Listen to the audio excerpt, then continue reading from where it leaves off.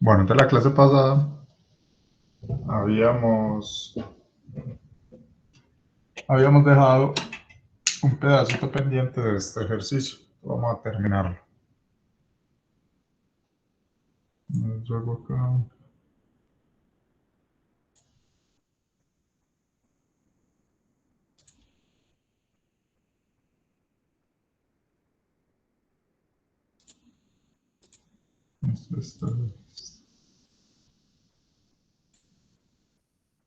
Bueno, entonces, buenas noches pues a los que no había saludado. Como les había dicho, habíamos dejado pendiente pues terminar este ejercicio, el 2.2 específicamente, donde nos decían que el material, esta placa que se muestra acá en el plano XY, se distorsionan las líneas punteadas y nos podían determinar el esfuerzo, perdón, la deformación normal promedio en X, en Y la deformación cortante gamma XY en A.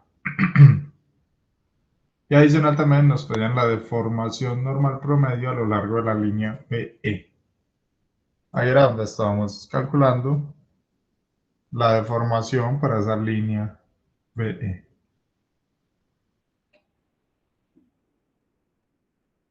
Entonces, para calcular esa línea BE, entonces originalmente pues nosotros teníamos la línea BE, ¿cierto? Calculamos acá la longitud de esta línea BE, la longitud original, nos dio pues 212.132. Pero ¿qué pasó después? Este punto B y este punto E se desplazaron hacia la derecha y forman esta nueva línea BE'. Entonces vamos a calcular cuánto es el desplazamiento de estos puntos, que fue lo que hicimos acá. Calculamos que delta B era 12 y delta E 6 milímetros. Entonces miren que acá se forma un nuevo triángulo en esta línea B'E'. Esta altura, esto es 200 y le resto 50, esta sigue siendo 50, pero esta longitud cambia. Entonces miren que esta longitud es ¿cuánto? Esto mide 150. Entonces si yo a 150 le resto delta B, de 150 menos la elongación en B me da esta distancia hasta acá. Pero la línea se alarga delta E, o sea, más delta E. Entonces ahí se formó ese nuevo triángulo, lo voy a dibujar acá abajo.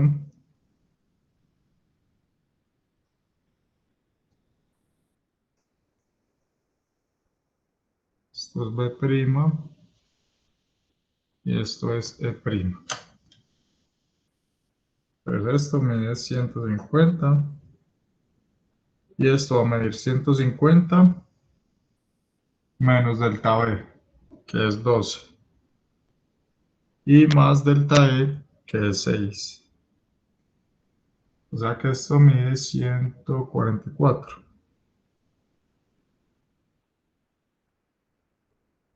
Desde ahí calculamos esta longitud prima de BE.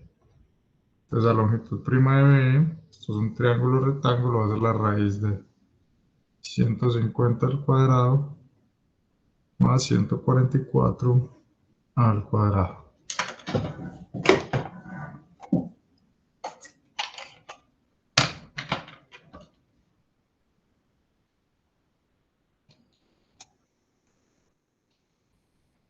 Eso nos da 207.933.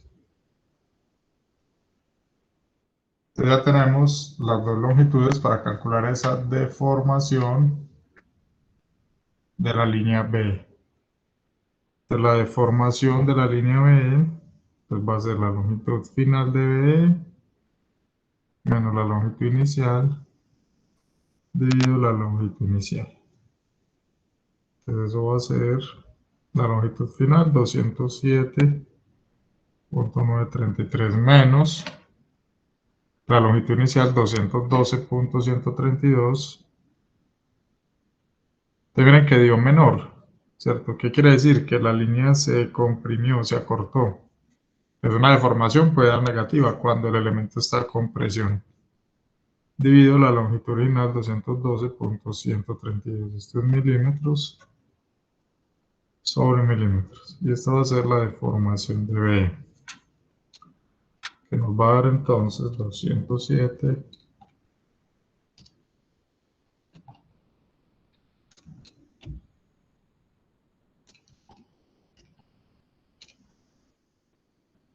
menos 0,0198 milímetros sobre milímetros.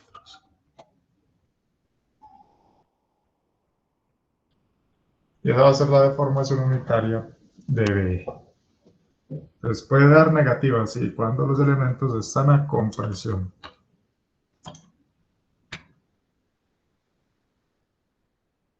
Bueno, ese era el pedacito que nos había quedado faltando la clase pasada.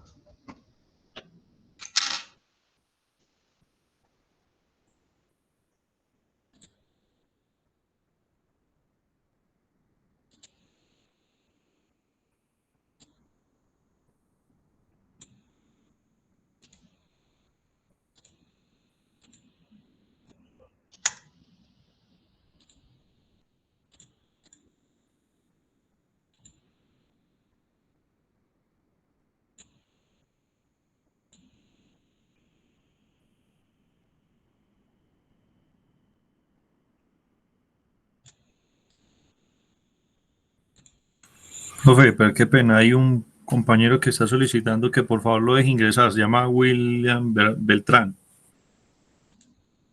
Vamos a ver más solicitudes, mire. No sé, no aparecen más.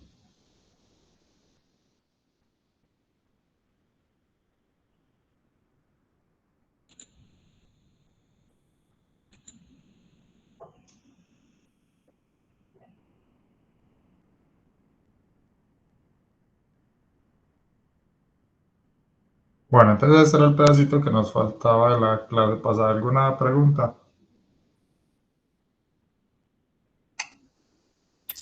Profe, yo que no lo vi, pues no entendí bien cómo fue que sacó ese otro triángulo. No, mire que igual acá cuando la línea B, esta es la línea B prima. Mire que acá se forma igual este triángulo rectángulo. ¿Cierto? Ahí formamos ese triángulo rectángulo para poder calcular pues esa longitud. Entonces esta altura es 150 porque es 200 menos este 50 de acá. Y esta es la que yo les dije que era 150 menos este pedacito que es delta B, pero le sumo este delta E. Ahí se forma ese nuevo triángulo. Listo. Listo.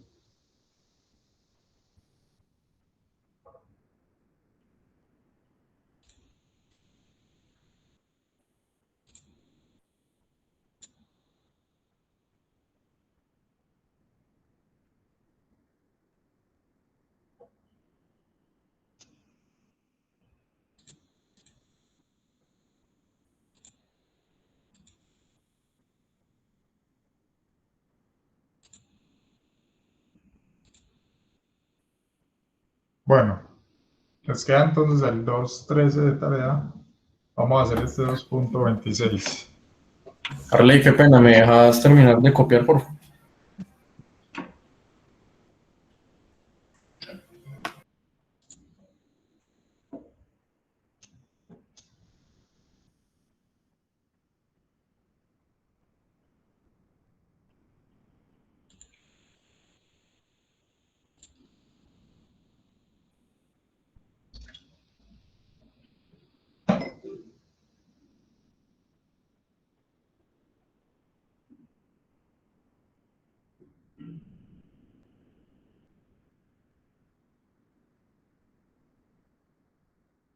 Profe, gracias. Una última pregunta. Me decías ahorita que cuando daba en negativo, ¿significaba que?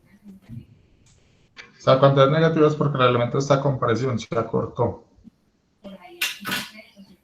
Entonces las deformaciones pueden dar negativas, no hay problema. Pero significan que se acortan. Cuando van positivas es porque el elemento está a tensión, o sea, se están alargando. Gracias. Bueno, pues, bueno, vamos a empezar a hacer este último ejercicio de deformaciones. nos dicen acá básicamente que una placa cuadrada está, o las esquinas de la placa cuadrada se desplazan como se indica en la figura, ¿cierto? Ahí ven pues unas líneas punteadas donde las esquinas pues se desplazaron. Nos piden determinar la deformación cortante en A relativas a los ejes AB y AD, ¿cierto? AB y AD, y la deformación cortante en B relativa a los ejes en las direcciones BC, y BA. O sea que, mejor dicho, es determinar la deformación pues tanto en la esquina en A como en la esquina en B. Pero miren que originalmente, como es una placa cuadrada, el ángulo original, valga la redundancia, era pi medio, ¿cierto? O sea, 90 grados. Vamos a tener que calcular el ángulo final de esas esquinas, pues ya con la distorsión.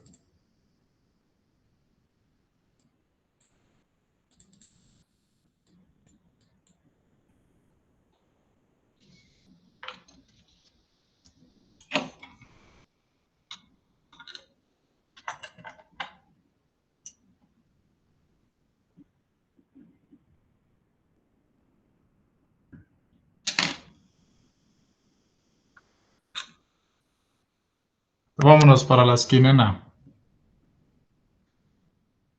Profe, ¿podría bajar un poquito la hoja que no se ve? Ahí, perfecto, muchas gracias. Listo. Entonces, para la esquina en A, entonces de una vez voy a dibujar el elemento distorsionado, ¿cierto? O sea, el elemento punteado. Entonces, miren que acá se forma un triángulo, ¿cierto? Entonces yo lo parto acá a la mitad para trabajarlo, pues, como rectángulo, digamos que esto es beta. Esta es la esquina en A ya distorsionada, entonces vamos a mirar. En la esquina en A ya distorsionada, entonces, ¿cuánto vale este cateto? Según esa distorsión. 12 pulgadas. ¿Cuánto? 11.7. 11.7. No. Esta acá abajo, ¿cuánto vale? Perdón, 12.3. 12.3 pulgadas. 12.3. 12.3. 12.3. ¿Y esta altura? 12.5. Perdón, 11.5. 11.7. 11.5. 11.5. Acá disminuye 0.5, mire. Disminuye acá 0.5, o sea que la altura es 11.5, o sea que yo puedo calcular este ángulo beta. O sea, yo en realidad el ángulo que necesito es todo este, ¿cierto? Pero como este triángulo es igual a este, pues ahorita multiplico por 2 a beta. Para poder hacer la resta del ángulo inicial de 90. Entonces yo puedo decir acá que tangente de beta, o sea, el cateto opuesto 12.3 dividido el adyacente 11.5. Entonces beta, tangente inversa 12.3 dividido 11.5. Eso da 46.925 grados. Pues como les digo, yo necesito este ángulo de acá, que es 2 beta. Eso porque yo tengo que hacer la resta del ángulo original que era 90, que había en la esquina pues sin distorsionar, y le resto este ángulo. Entonces 2 beta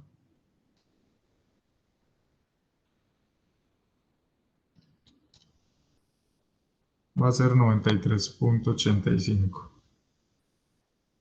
Pero recuerden que para la deformación cortante necesitamos esos ángulos en radianes, entonces esto lo va a pasar a radianes. Entonces este 2 beta en radianes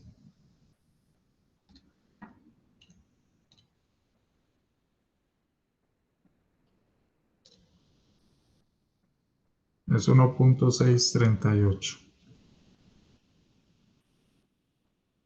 Entonces la deformación cortante en el ángulo A, entonces va a ser pi medios menos 2 beta. Entonces va a ser pi medios menos 1.638. Eso nos da una deformación cortante en la esquina A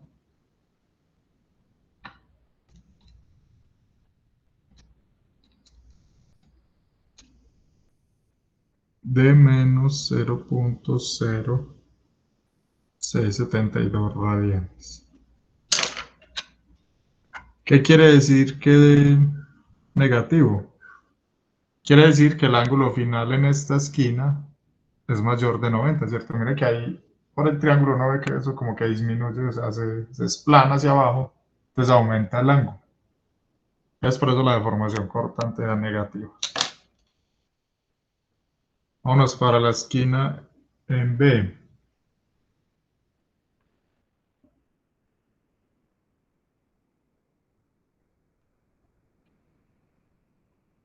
Entonces para la esquina en B también vamos a dibujar el triángulo pues ya distorsionado.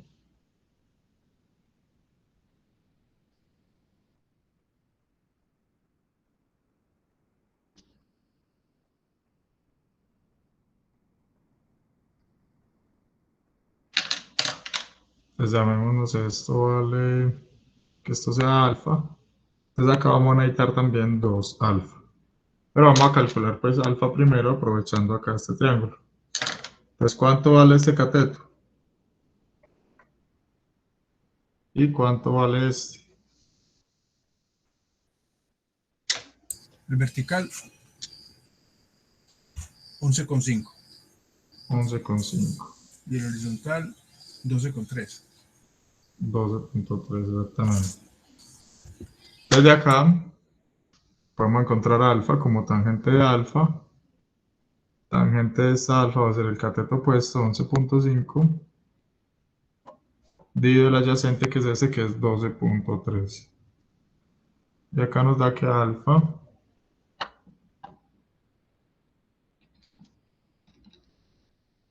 Profe, disculpe, te hago una pregunta. ¿Por qué en radianes? ¿por qué en radianes? Porque ese pi medios está en radianes. La fórmula para la deformación cortante siempre es pi medios acá. Entonces tengo que colocar el ángulo en radianes. Muchas gracias. Pues, esto da 43.075. Nuevamente necesito 2 alfa. O sea que 43.075 por 2 nos da 86.15 grados. Nuevamente lo necesito en radianes, entonces multiplico por pi radianes, que son 180 grados. De acá 2 alfa va a ser por pi dividido 180. 1.504 radianes. Ya nuevamente aplicamos la fórmula, la deformación cortante en 20 va a ser pi medios menos 1. Bueno, menos 2 alfa, ¿cierto? Menos 2 alfa, este ángulo final acá en esta esquina, entonces esto va a ser pi medios menos 1.504. La deformación cortante en B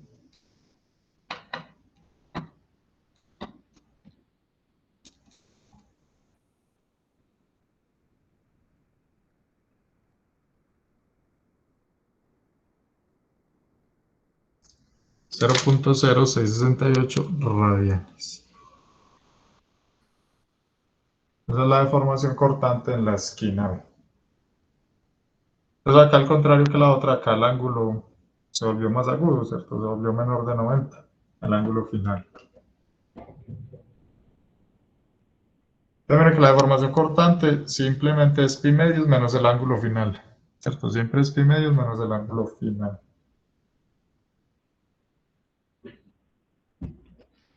Pues bajar la hoja un poquitico, por favor, un momentico.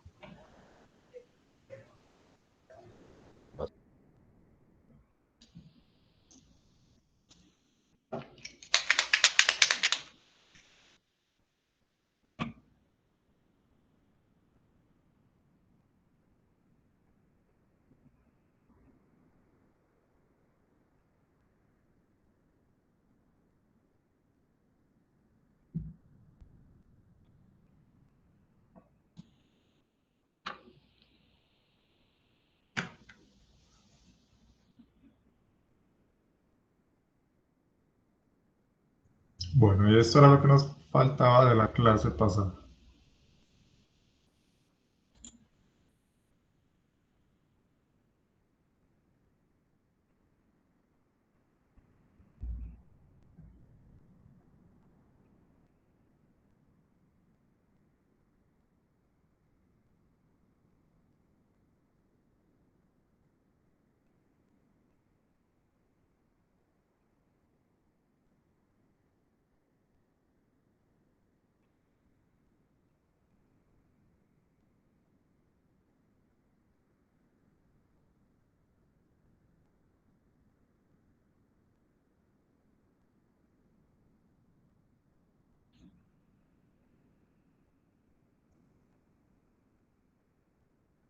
Profe, Sí.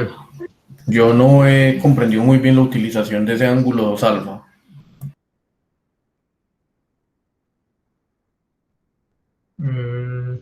No, o sea, es que lo que pasa es que uno originalmente tiene un ángulo, ¿cierto? De 90.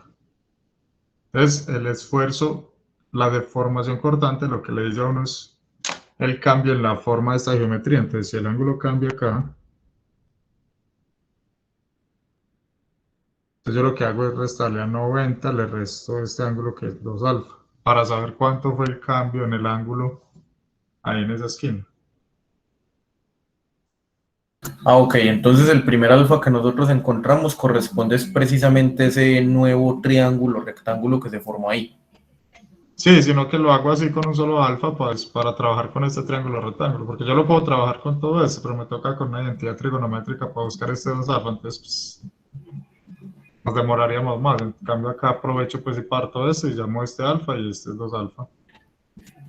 Ah, listo, profe, gracias. Pues,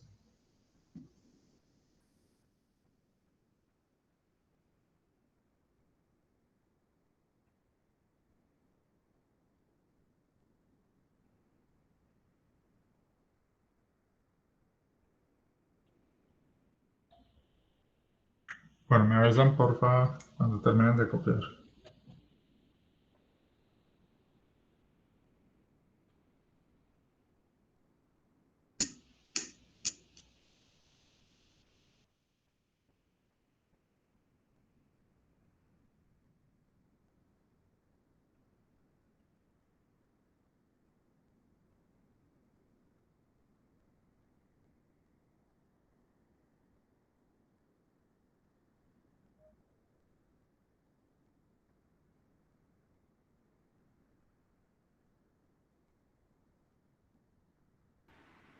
Profe, listo. Bueno, vamos entonces a continuar con la clase número 7. Ya este tema, pues que vamos a empezar a ver, se llama propiedades mecánicas. Ese ya sería el último tema, pues como tal, para el examen. El tema de propiedades mecánicas. Entonces, para determinar las propiedades mecánicas de los materiales, se hacen ensayos mecánicos a los materiales. Recuerden que cuando definimos el factor de seguridad hablábamos de un esfuerzo de falla, de un esfuerzo último, entonces ese es el que se encuentra a través de estos ensayos mecánicos. En general hay dos grandes grupos de ensayos mecánicos que son ensayos de resistencia y ensayos de dureza. Desde el ensayo de resistencia se pueden hacer tracción, que después someterá a tensión una pieza, compresión, como la palabra lo dice, comprimirla, pandeo es tratar, por ejemplo, de doblar una columna, torsión, ¿cierto? Esto lo vamos a ir viendo pues a medida que avanzamos en el curso, estos otros esfuerzos. Cortante, puedo hacer ensayos de resistencia para fuerza cortante, y ensayos de flexión, que es cuando trato de doblar una viga. Y dentro de los ensayos de dureza, entonces puedo hacer ensayos de dureza Brinell, dureza Rodwell y dureza Vickers. Dentro de la dureza Rodwell, dependiendo de la dureza de los materiales, entonces puedo hacer una más, digamos que un rango más bajo, Rodwell B, y una para durezas más alta, Rodwell C. Estos son como los ensayos mecánicos más típicos que se le hacen a los materiales. Vamos a ver pues algunos de ellos, pero nos vamos a concentrar en este ensayo de tracción, que es de los más importantes en los materiales, es de los que más propiedades da como tal. Entonces la dureza, vamos a empezar viendo la dureza. Acá no está, ¿cierto? Dentro de estos ensayos, porque estos son ensayos como tal, Brinell, Rodwell y Vickers, pero también hay una dureza que se hace por comparación, ¿cierto? Escogieron como 10 materiales, ¿cierto? Desde uno más suave hasta uno más duro, y clasificaron, aumentando pues de 1 hasta el 10, aumenta su dureza, y clasificaron los materiales en esos 10 grupos. Entonces esta escala, que es como una escala comparativa, se llama escala Mohs de dureza. Entonces el material más blando es el talco, luego le sigue el yeso, luego la calcita, para que dice que la puedo rayar con una moneda de cobre. Entonces, ¿cuál era la idea? O sea, por ejemplo, el yeso puede rayar el talco, la calcita puede rayar el yeso, la fluorita puede rayar la calcita, pero uno de más baja dureza no puede rayar al que le sigue. Es como una dureza entonces comparativa de rayado. Por acá está el cuarzo, el corindón, que es un mineral, y el material más duro, que es el diamante. Entonces es una escala comparativa. ¿Listo? Por acá dice que el feldespato, que es el 6, yo lo puedo rayar con un acero, por ejemplo. Entonces son como minerales, ¿cierto? Que dieron esa dureza comparativa. Entonces es una escala que a veces se utiliza pues como comparación rápida. Pero como tal, vamos a mirar los ensayos de dureza, ¿cierto? No nos vamos a quedar pues con esa comparativa, sino que vamos a mirar el ensayo Brinell, Rodwell y Vickers. Entonces en el ensayo de dureza la idea es ver cómo se define la dureza como propiedad mecánica de un material, cómo se realiza el ensayo de dureza, cómo seleccionar el método del ensayo apropiado y qué tipos de ensayos de dureza existen principalmente. Es como propiedad, la dureza se define como la resistencia que el material opone, ¿cierto? O la resistencia que opone a dejarse penetrar. Como se observa en la figura a la derecha, pues ahí hay un material y digamos que le pusieron encima un material que tenía esta forma pues como alargada. Entonces la dureza es como esa resistencia a dejarse rayar, o la resistencia que el material exhibe contra la deformación plástica ocasionada por la penetración de otro material de mayor dureza. Entonces así se define la dureza como propiedad mecánica. Entonces los resultados de este ensayo dependen de la magnitud pues, que uno aplique, ¿cierto? Con cuánta fuerza estoy poniendo el material encima del otro. El perfil de aplicación, ¿cierto? Si es esa forma que está ahí, si es una forma circular, si es una forma piramidal, no sé. Entonces depende de ese perfil de aplicación y del tiempo de duración de aplicación de la carga. Y también depende de la geometría del penetrador o del indentador.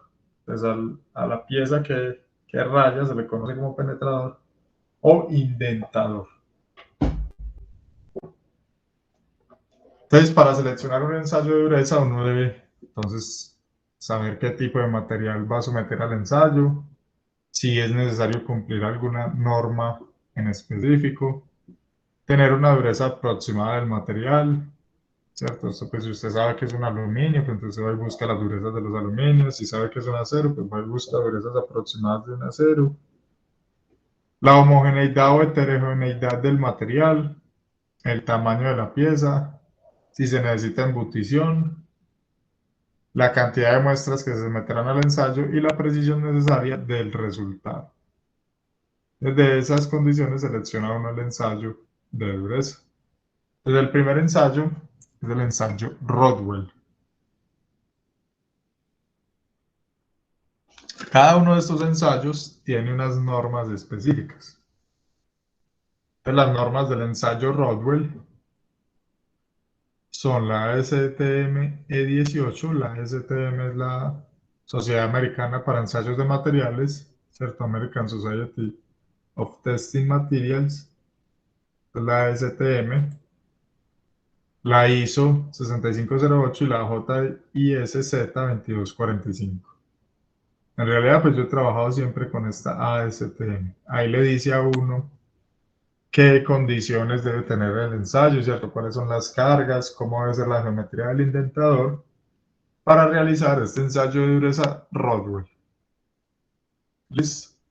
En todos estos ensayos, básicamente lo que uno busca es, como se observa acá en la figura, hacer como una talla, ¿cierto? Generar una talla sobre el material, y el ensayo consiste en medir el área superficial de esa entalla que queda en el material, y para determinar por medio de esa área la dureza pues aproximada del material. Entonces, dentro de la norma, entonces dice, para la dureza Rodwell y Rodwell superficial, utilizar un cono de diamante, como se observa acá en la primera imagen, en esta, un cono de diamante que tenga sus lados a 120 grados. Y las cargas que se aplican son 60 kilogramos, 100 kilogramos y 150 kilogramos. O también se suele hacer con esferas de acero de un 16 a 1 octavo, un cuarto y media pulgada de diámetro. Entonces con esferas también se hace este ensayo Rodwell. Entonces, dureza Rodwell es cuando uno va a penetrar en gran medida el material, o si quiere medir la dureza superficial, ¿cierto? Para un material, a usted le interesa medir esa dureza, entonces aplica cargas menores de 15, 30 y 45 kilogramos. Entonces la norma le dice a uno todas esas condiciones, cómo debe ser la geometría del penetrador y las cargas que debe aplicar. Vamos a mirar cómo se hace ese ensayo. No vamos a ver todos los videos, ahí quedan igual en las diapositivas los links.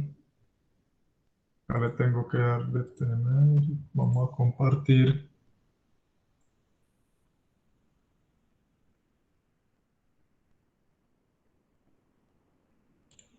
Bueno, me confirman porfa si en el video están escuchando el audio. Ya en un momento lo reproduzco.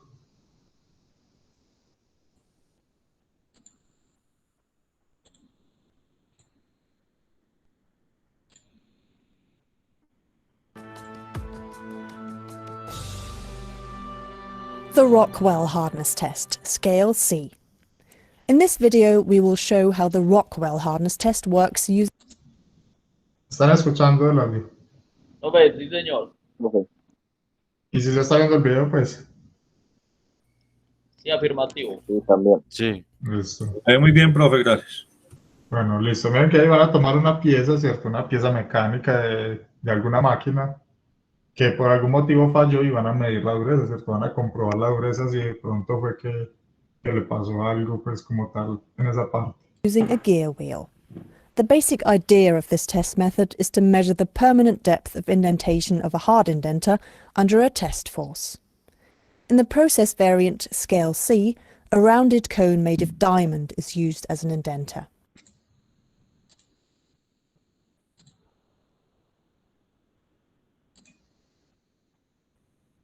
In step 1, the diamond cone is pressed onto the test piece surface with a minor force of 10 kilopons. The depth of indentation under this preliminary load is the reference point. In step 2, the test force is increased by 140 kilopons, which is acting as the major force. This means that an overall force of 150 kilopons is now acting on the indenter, and this force is held for a certain time. In step 3, the major force is removed again. While the minor force is still acting, the permanent increase in depth of indentation E is measured. This is how the Rockwell hardness is calculated. Rockwell hardness HRC is equal to 0.2 minus permanent depth of indentation E in millimeters times 500. Let's take a look at how the test is carried out in practice. The tester selects the conical diamond indenter and installs it in the testing machine. Miren que ahí seleccionó el indentador cónico.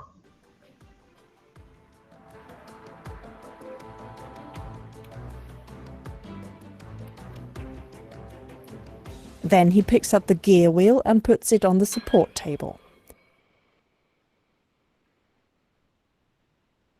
After rotating the microscope lens to its vertical position, he can adjust his test piece.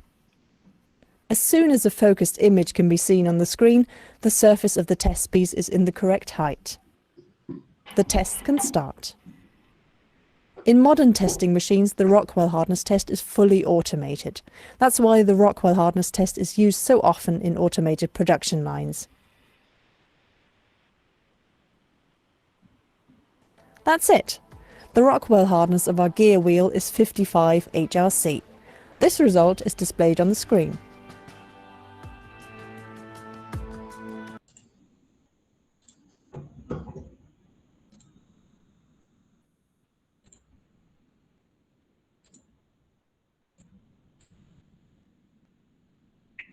Bueno, entonces miren que básicamente lo que hacen para medir la dureza Rockwell es mirar la profundidad a la que entró el penetrador, ¿cierto? Al aplicar una carga, en este caso, pues lo hacen con una carga de 10 kilopound que equivale a 98.1 newton. Este es el ensayo Rockwell. En general, todos esos ensayos son de manera similar. ¿Qué cambia? Cambia la geometría del indentador y la carga aplicada, pero todos son el mismo principio. Se coloca un indentador, se le genera la talla a la muestra y se mide pues como el área superficial. En este caso, entonces, este es el ensayo Vickers. Entonces acá está la norma ASTM 384 para micro y macro rangos pues, de dureza Vickers. Y está también la norma ISO y la JIS. Entonces el ensayo de dureza Vickers, entonces vamos a hacerlo con una pirámide de diamante. Esa pirámide entonces tiene sus lados a 136 grados. ¿Ves? O sea, todo eso ya lo dice la norma. ¿Para qué todo eso se hace con esos ángulos, con esas cargas? Para que el ensayo pueda ser reproducible en cualquier parte del mundo, ¿cierto? Para que sean las mismas condiciones. Desde ahí la importancia pues, de las normas, ¿cierto? Tener la norma clara para que el ensayo sea el mismo en cualquier parte. Entonces, con este ensayo de dureza Vickers, entonces cuando se genera la talla en el material, queda una talla similar a la punta, ¿cierto? Entonces queda de esta forma como se ve en la parte superior. Queda una muestra cuadrada con unas diagonales. Entonces lo que se hace es medir esas diagonales para calcular la dureza Vickers. Entonces, ¿cómo se calcula la dureza Vickers? Entonces va a ser, se representa por HB, Hardness Vickers, y es 1.854, P es la carga dividido la diagonal al cuadrado. Y así se calcula la dureza Vickers. Acá está pues una maquinita de ese ensayo de dureza Vickers. Obviamente las que estamos viendo en el video pues son máquinas muy avanzadas. Ustedes ven que eso mismo en la pantalla les saca uno el valor. Yo conozco algunas, pero no son tan específicas, ¿cierto? Y acá están nuevamente pues las dos normas, la ISO 6507 y la STM 384, donde le recomienda los valores de carga que debe utilizar. ¿Ves? Profe, Sí. pero ya después de hacer la prueba y definir esto, digamos, esas huellas, ¿cómo se identifica qué fue lo que le faltó, digamos, al material? ¿Se excedieron en temperatura? ¿Le faltó, digamos, carbono a la pieza? ¿Ya cómo hacen para definir todas esas cosas? Bueno, no, en este le da pues como no es tan específico, ¿cierto? Simplemente que le dice que la dureza, o sea, si usted tiene una pieza tratada térmicamente, pues ella va a tener una dureza, ¿cierto? Relativamente alta. Si el material falla es porque en algún punto no se hizo el tratamiento térmico homogéneo y quedó con una dureza menor, por ejemplo. Pero no hay forma de saber, pues, si faltó pues, más carbono, si faltó alguna otra cosa, tocaría hacer un análisis de la composición como tal. Listo. Es- Bueno, vamos a ver este video de la dureza Vickers.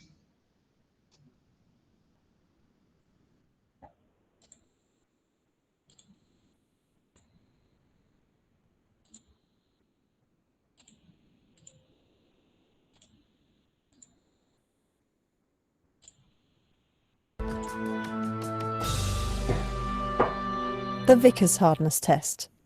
The hardness of a compressor wheel for a turbocharger is to be measured using the Vickers method. The main principle of this hardness testing method is to press a pyramid-shaped diamond indenter with an exactly defined force onto the test piece and then to evaluate the surface area of the indentation.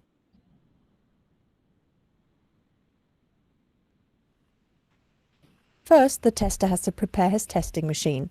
He takes the Vickers indenter with the four-sided pyramid and inserts it into the mounting device of the testing machine.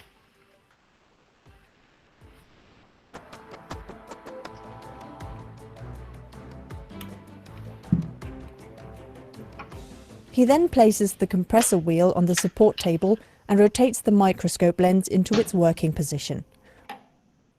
With a hand wheel, he adjusts the height of the support table until the test piece surface is displayed in focus on the screen. Next, he moves the test piece around on the support table until the right spot for the hardness test is displayed. Now that everything has been prepared, let's begin with the test. After pushing the start button, the diamond pyramid pans down and carefully touches the test piece surface.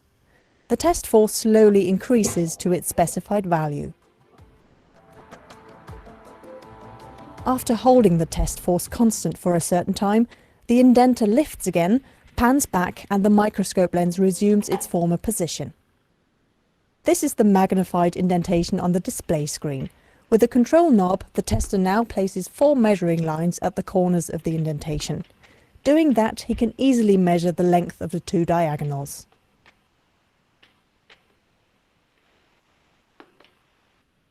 Finally, he only has to push the input key.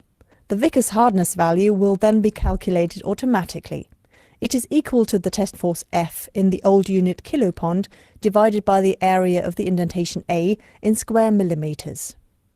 The Vickers hardness of our compressor wheel is displayed on the bottom left-hand corner of the screen and amounts to 125.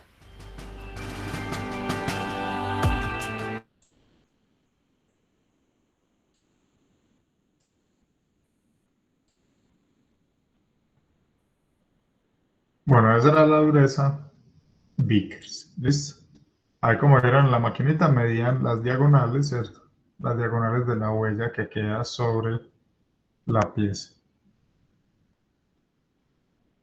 Y finalmente está el ensayo. Sí. Ahí esas diagonales, yo vi que estaban corriendo pues las líneas. ¿Eso lo corre la máquina o lo corre uno? Pues manual. Ahí hay un pequeño porcentaje de error porque ellos lo hacían manual hasta que las líneas quedaron pues acá como... Sí. O sea, hay un pequeño porcentaje de error, sí señor. Hay un porcentaje de error en ese cálculo de esa dureza, porque obviamente eso es al ojo humano, ¿cierto?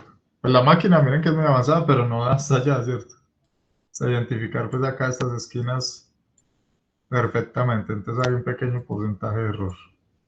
Pero sabemos pues que en cualquier experimento, en cualquier ensayo, es real, hay un porcentaje de error asociado a la máquina y asociado pues a la persona que está realizando el ensayo. Y ahí pues cuando uno le enseñan pues toda esa parte de propagación de errores, ¿cierto? Que tiene uno que ir sumando los errores tanto de la máquina como del operario pues y otras variables que puedan afectar. Entonces por lo general estos valores siempre se dan con un valor más o menos de tanto, con una tolerancia.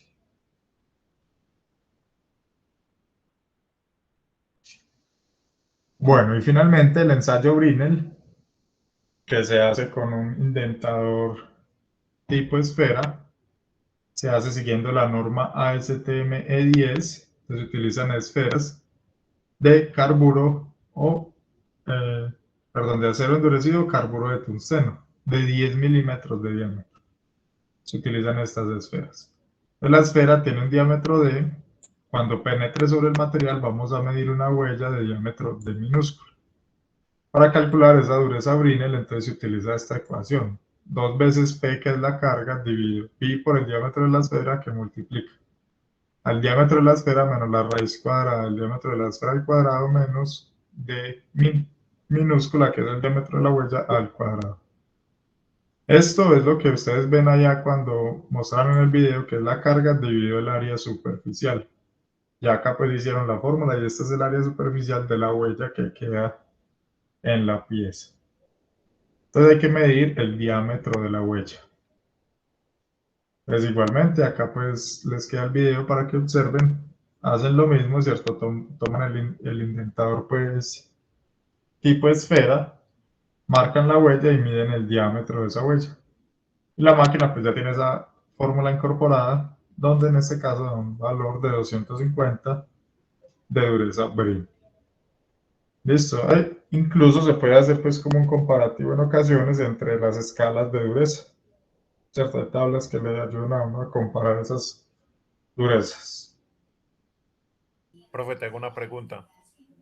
Sí. En la universidad hay de esas máquinas para hacer este tipo de ensayos. Ensayo de dureza, no sé, yo sé que hay de la que vamos a ver ahorita, que es la de tensión.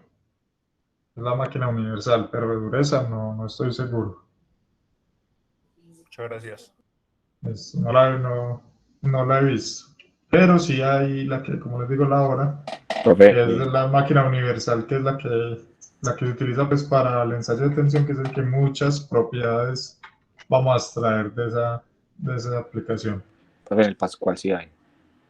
Allá. De dureza hay. Sí, nos tocó hacer el laboratorio ya en el Pascual. No, en las del Pascual pues prácticamente se pueden, si llegaba el momento, no las podría solicitar para usarlas. Bueno, y finalmente, otra dureza que no se mencionó pues al inicio, ¿cierto?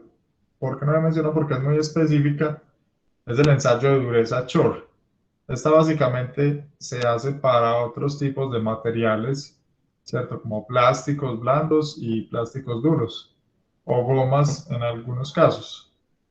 Las anteriores pues eran para materiales pues metálicos, ¿cierto? Para metales en general.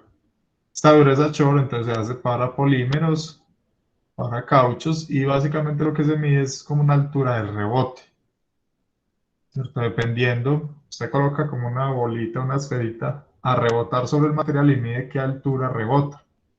Y ya hay unas escalas pues que le dicen, por ejemplo, rebotó 1 milímetro o rebotó 10 milímetros, entonces ya le dice a cuánta dureza corresponde esa altura de rebote.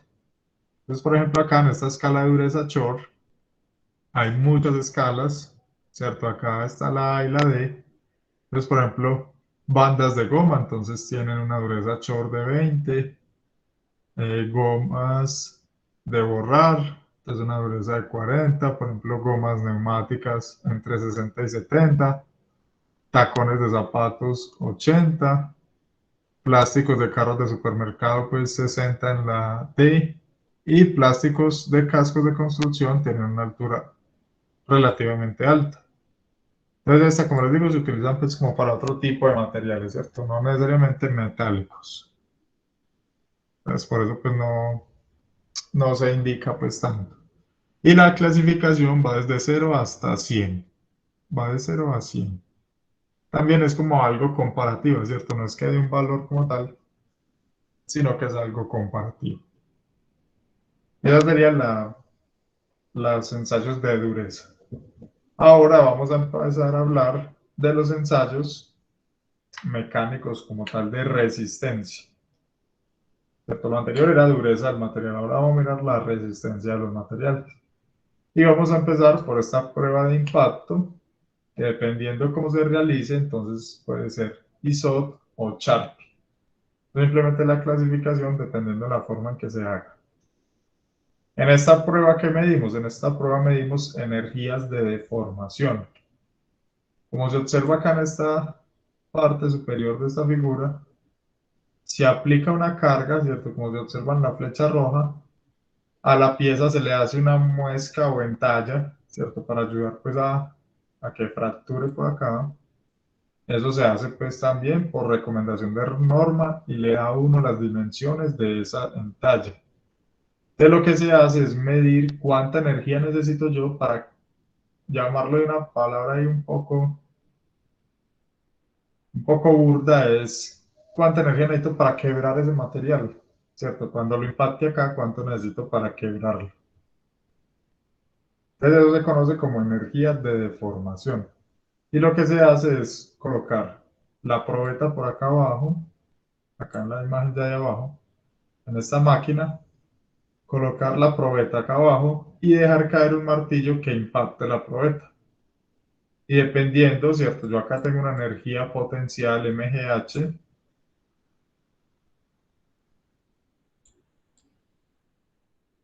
Y dependiendo de la altura a la que rebote acá, entonces tengo una altura MGH2. Entonces, ¿qué pasa? La diferencia en esa energía, ¿cierto? En esa energía potencial es lo que absorbió acá la probeta.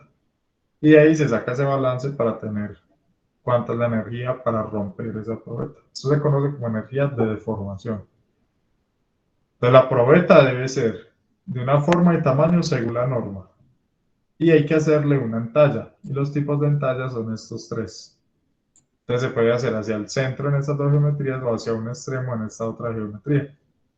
Entonces, dependiendo de la forma como se aplique la carga, si yo la aplico en el centro, entonces se denomina Charby. Si la aplico en un extremo, como se observa acá a la derecha, es isótopo. Es simplemente la forma en que se aplica la carga. Bueno, acá hay varios videos de cómo se haría ese ensayo de impacto. Entonces se conoce como ensayo de impacto. Para calcular energía de deformación, vamos a ver un pedazo de este.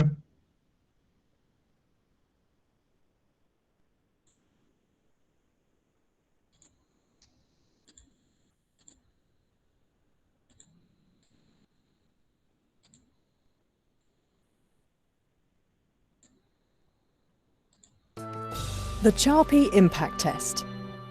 The standardized Charpy impact test has been designed to measure the toughness of materials under impact loading and multi-axial stress state.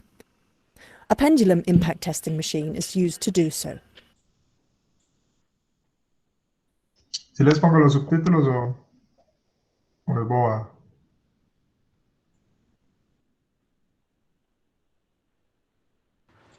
Pues sí, póngalos. The pendulum on the machine has a heavy weight at the end. This is lifted into the starting position in step 1. Then the tester checks whether the testing machine has been adjusted accurately. In order to do this, he turns the drag indicator downwards and releases the pendulum without a test specimen. The drag indicator stops at position 0. This proves that the pendulum has the correct starting position and that the friction is correctly compensated. The machine is ready for the tests. First test, strain-aged plain carbon. Que ahí lo que hice inicialmente fue comprobar que la máquina estuviese como calibrada, ¿cierto? Que cuando la dejó caer, él volviera hasta el Steel cero. S235. This is our test specimen. It has been machined to standardized size and shape with the characteristic V-shaped notch. The tester places the specimen on a support in the lower part of the machine and adjusts its position with a centering device.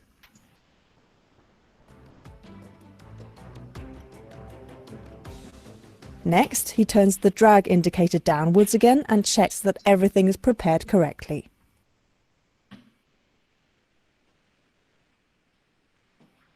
Perfect. The test can begin. The pendulum is released, it swings downwards and hits the specimen with its rounded hammer peen. The specimen absorbs part of the pendulum's energy, so the pendulum doesn't reach the full height on the other side. The amount of energy that has been absorbed by the specimen can now be read off at the position of the drag indicator. It only amounts to 13 joules. Que ahorita cuando la calibró, esta aguja pues volvía hasta el cero, ¿cierto? Porque no había material. Entonces acá, esta es la diferencia, ¿cierto? Con esa diferencia es que calculan como esa energía que necesita la pieza para romperse. In this test. Here is the main principle of the Mira que ahí dijeron que era 13 joules de energía. Lo que necesito para romperse esa pieza. test. Here is the main principle of the measurement. In its starting position, the pendulum only has potential energy. It is given by mass of the hammer m times gravitational acceleration g times starting height capital H. After the pendulum has been released, the hammer moves downwards, hits the specimen, and then only swings to height small h. Exactly at the first reversal point, the pendulum again only has potential energy, which is m times g times small h. The energy that has been absorbed by the specimen is called notch impact energy, kV. También que ahí está lo que yo les decía, hacer un balance entre la altura potencial inicial entre la energía potencial inicial y la energía potencial final. Corresponds to the difference between the two potential energies.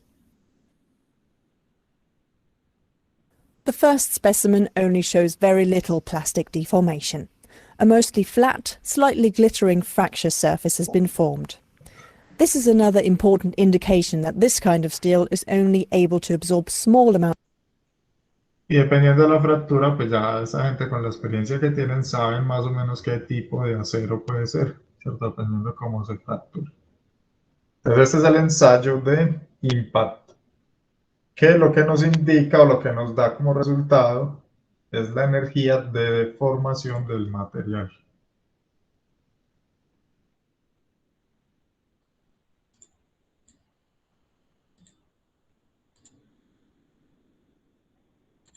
Bueno, ese es el ensayo de impacto. También a los materiales se les hacen pruebas de fatiga. ¿Esto para qué se utiliza? Esto se utiliza más que todo cuando uno tiene aplicaciones en ejes o elementos que están en rotación, o que van a estar sometidos a rotación, a velocidades, mejor dicho, de rotación, a RPMs. Entonces las pruebas de fatiga se le hacen a ese tipo de materiales para mirar cuántos ciclos, ¿cierto? Esas revoluciones se miden por ciclos, cuántos ciclos de vida tiene la pieza. Entonces se hace el ensayo de fatiga. Vamos a mirar cómo se hace. Es como tipo de torno, profe. Sí, como en un estilito de torno o taladro se monta la... Es como para, pues ahí se le puede hallar como los diámetros y durezas que le ponen a los ejes de los motores como tal. Los diámetros no, pues los diámetros ya están establecidos. Es mirar cuántas revoluciones puede soportar un eje, por ejemplo, que ya tenga unas dimensiones establecidas. ¿Cuántas revoluciones de vida útil tiene?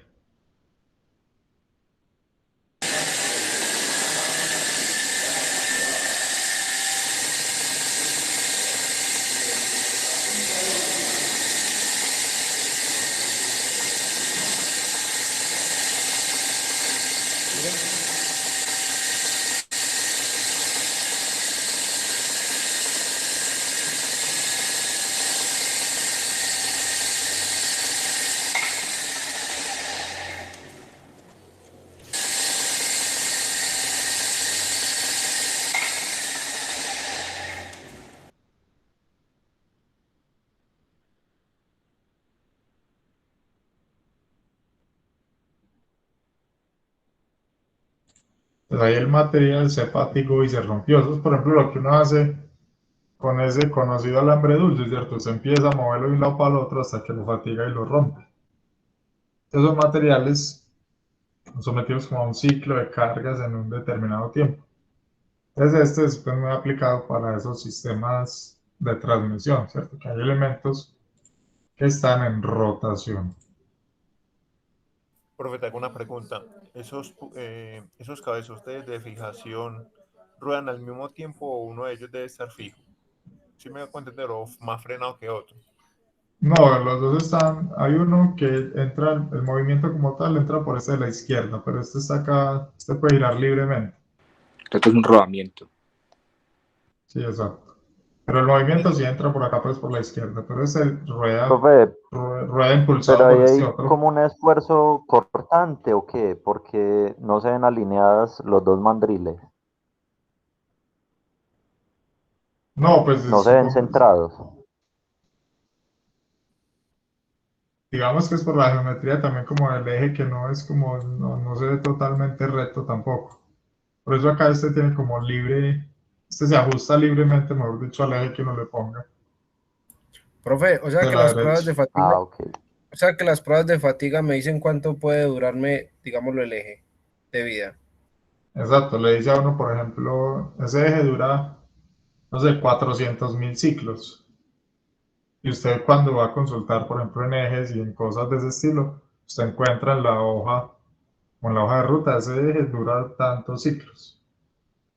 Entonces esos ensayos se hacen para dar esos números de esos ejes. Profe, y de pronto tiene una, pues como una fichita donde se muestre que ya hayan hecho un ensayo para, pues, uno ver, por ejemplo, digamos, las diferentes velocidades, la fatiga, ejemplo, no sé, 1750 revoluciones o 3600, no sé. No, es que acá como tal estamos viendo estos ensayos, pero acá no nos enfocamos en esto. Eso lo ven en resistencia, perdón, en diseño, ven cuando están diseñando ejes, los ciclos, cómo diseñan para diferentes ciclos. Ah, ya. Sí, este es el curso previo a ese de diseño donde deben ver toda la parte ya del diseño del eje como tal, ¿cierto? ¿Qué eje debo poner? ¿Qué diámetro tengo que poner para poder que me soporte un número determinado de ciclos?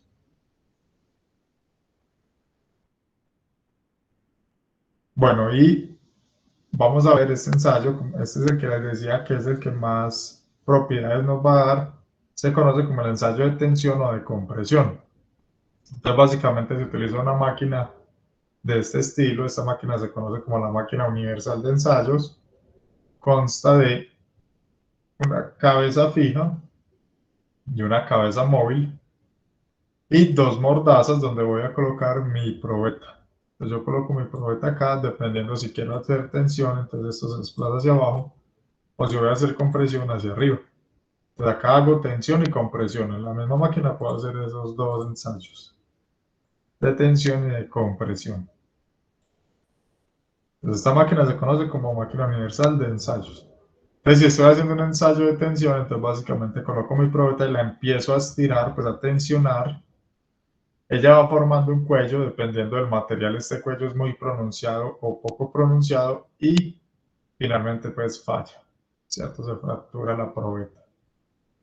Acá a la izquierda hay una de esas máquinas, ¿cierto? Una máquina universal de ensayos. Como les digo, de esta sí hay en el ITM, pues no es específicamente esta, pero hay una en el ITM en Fraternidad. Y la de la derecha, esta sí hay una o varias, he visto ahí en el laboratorio de concretos en Robledo. Esta sí es específicamente para, esta tiene unas condiciones un poquito diferentes para compresión de concretos. En esta sí solo se hace compresión. En la izquierda se hace tensión o compresión para materiales metálicos, aceros, aluminios. Bueno, incluso pues polímeros también Sí, se pueden ensayar ahí. yo tuve la ¿Cuál han oportunidad de visto? ver la de la derecha con concreto.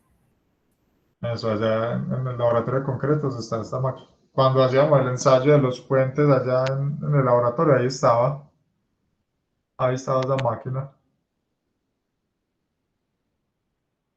donde fracturábamos los puentes pues hace unos ya años, yo creo, pues, hace como un año y medio que estamos en pandemia. Hace por ahí 2 años allá estaba en esta máquina. Bueno, entonces para los concretos, entonces se suele hacer un ensayo de compresión. Entonces acá lo que vamos a hacer, entonces es un diagrama donde el eje Y va a ser el esfuerzo normal, ¿cierto? Si es de tensión a compresión, es esfuerzo normal. Entonces vamos a hacer un eje Y con el esfuerzo normal y un eje X con la deformación. Entonces miren que por eso necesitábamos ver tanto el esfuerzo como la deformación. Para hacer este diagrama, si esa compresión, entonces obviamente las longitudes empiezan a disminuir, entonces por eso se viene hacia el lado izquierdo. El concreto se comporta de buena manera a compresión, por eso por lo general siempre se hace este ensayo de esta forma, a compresión. Acá hay un pedacito de tensión, pero el concreto es muy malo para tensión. Mire que es una curvita muy pequeñita acá a la derecha. Entonces el concreto tiene buena resistencia a la compresión. Este es un ensayo típico para un concreto. ¿Listo? Entonces vamos a empezar a hacer diagramas. Este diagrama se conoce como el diagrama esfuerzo de formación unitaria. En este caso está pues por el sistema inglés. Kilolibras sobre pulgada cuadrada y la deformación en pulgadas sobre pulgadas. Vamos entonces a mirar acá un poco más allá ese ensayo de tensión. Entonces, inicialmente, como les dije, vamos a trazar una curva, perdón, un diagrama, un sistema coordenado que sea esfuerzo. Si estamos en el sistema internacional, entonces en megapascales y deformación unitaria en milímetros sobre milímetros. Entonces, ¿qué esperaría uno? Que a medida que uno empieza a aumentar el esfuerzo, el material se deforme como una línea recta. Eso sería un comportamiento teórico ideal de los materiales. Pero en realidad ellos no se deforman de esa forma, sino que se comportan como se observa en esta línea roja. Entonces, ese es el comportamiento en el ensayo. ¿Por qué sucede eso? Pues por la distribución atómica que tienen los materiales, ¿cierto? Por la forma en que están empaquetados los átomos, todo ese tema de estructuras cristalinas y de repartición de átomos sobre la estructura, entonces el material se comporta de esta forma. Miren que incluso por acá hay una línea horizontal que quiere decir que el material a un esfuerzo constante se sigue deformando. Esto se conoce como endurecimiento, esta línea horizontal. Luego finaliza ese endurecimiento y los átomos nuevamente se siguen separando, sigue subiendo la curva, llega por acá al punto más alto y empieza ya a disminuir hasta que por acá se fractura. Pues este es el comportamiento real. Lo ideal es lo que les decía ahora, que fuese así como una línea recta, que siempre que usted aplique un esfuerzo se deforme proporcionalmente. ¿Cierto? Esa línea recta representa una proporción. Para todo tipo de material, ese tipo mismo de curva. No. O sea, para algunos, para los aceros, para algunos es un comportamiento similar, pues cambian los valores, es un comportamiento similar, pero hay otros que la curva es diferente. Todo depende de la estructura de los materiales. Ahorita muestro una.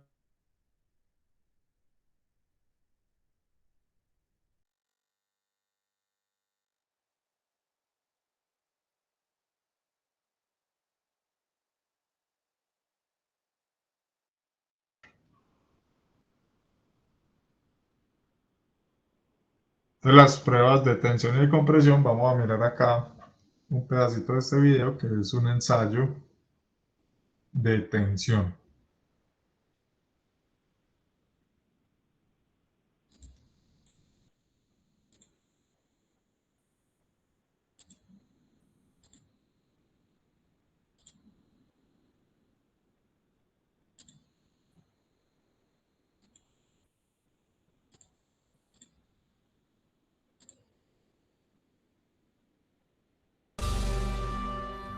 The tensile test.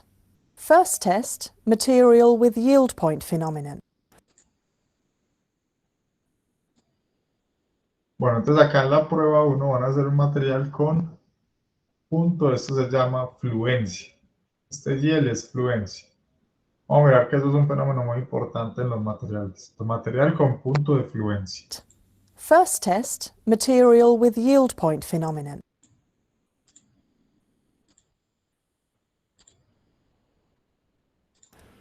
In the first tensile test, a plain carbon steel with yield point phenomenon is to be tested. This is the test piece. It has a cylindrical test region with an original diameter of 10 millimeters and an original... Ustedes miren que miden un diámetro original y acá se ve una longitud inicial. Listo, para después mirar cómo cambia eso. Gauge length of 100 millimeters. Within this test region, distance marks have been drawn at regular intervals. They help to visualize and measure the plastic behavior of the specimen. Using a hand control, the tester moves the upper crosshead into its correct starting position. Now he can place the threaded ends of the test piece in the lower and upper grips of the testing machine.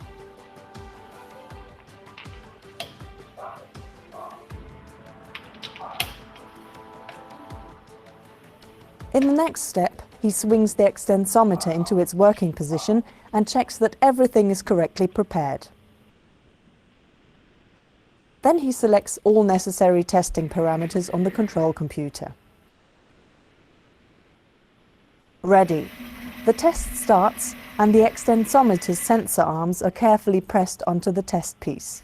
This way, the gauge length can be measured throughout the whole tensile test. The gauge length is displayed at the bottom right-hand corner of the screen, At the beginning, it amounts to 100 millimeters. During the tensile test, the test piece is slowly and constantly elongated with a standardized speed. The force that the test piece opposes to the imposed elongation is recorded and can be seen at the bottom left-hand corner of the computer display. The material behavior can best be observed in a force elongation diagram. The force F is being plotted upwards on the vertical axis, the elongation delta L towards the right on the horizontal axis. At first, the force rises rapidly. Force and elongation are proportional and form a steep, straight line in the diagram. In this area, the material behaves elastically. If the test piece were to be unloaded from this area, it would spring back completely to its original length.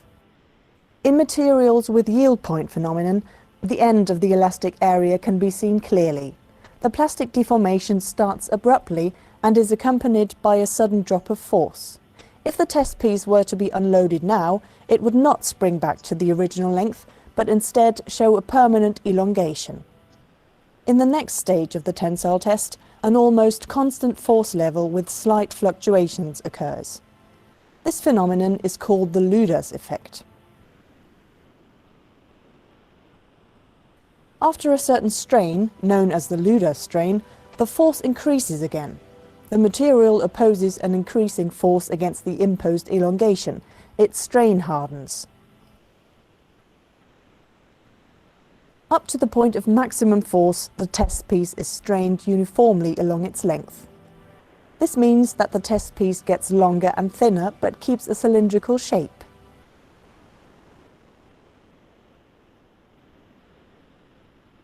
As soon as the maximum force is reached, a neck begins to form at one point of the test piece. All further plastic deformation now only takes place at the neck, and eventually the test piece fractures there.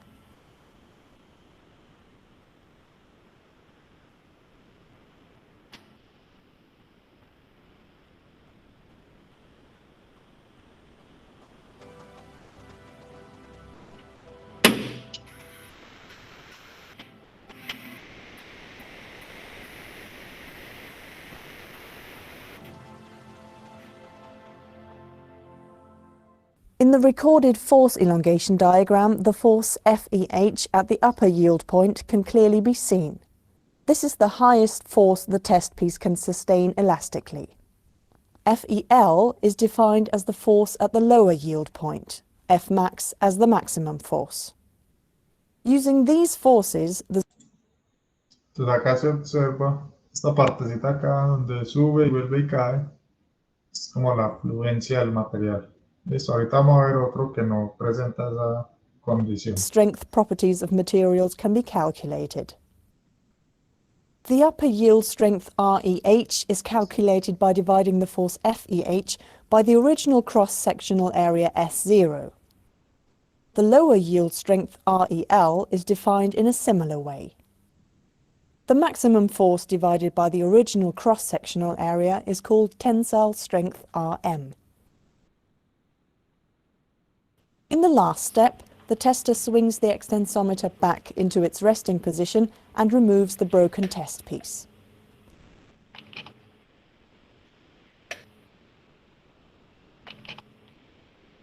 On the work table, he puts the fragments back together again.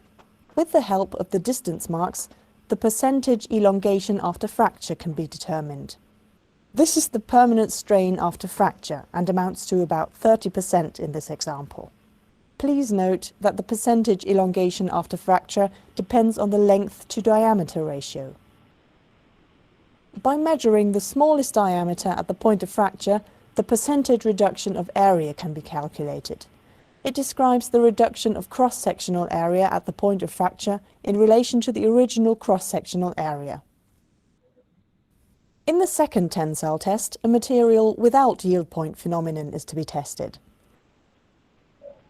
In this case, it is a precipitation-strengthened aluminium alloy.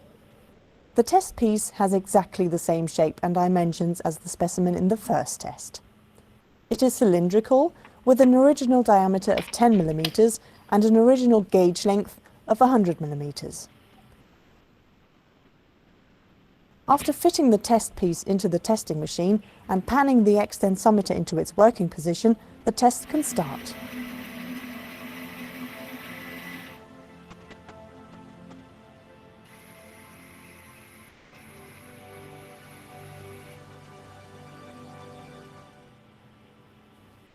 The initial linear curve in the force elongation diagram again shows the elastic behavior of the material.